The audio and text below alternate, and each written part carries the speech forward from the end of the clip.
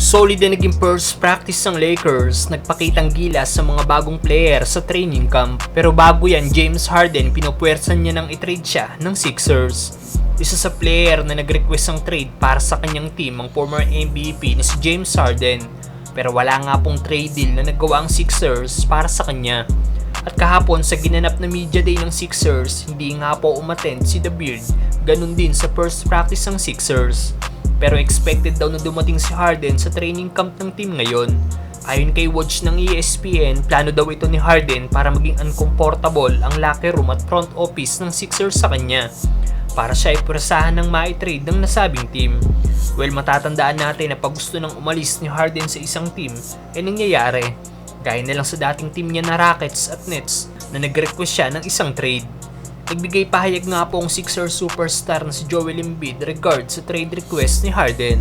Ayon kay Embiid, napaka-unfortunate daw na nangyayari sa kanila ngayon. Pero ang goal daw ay magkaisa sila at subukang manalo ng kampyonato. Kaya para sa kanya daw, nakapokus lang daw siya ngayon dahil gusto niya talagang manalo. Abang-abang na lang tayo ng update kung ano mangyayari sa James Harden trade saga mga brother. Samantalang Lakers, solid na naging first practice sa kanilang training camp.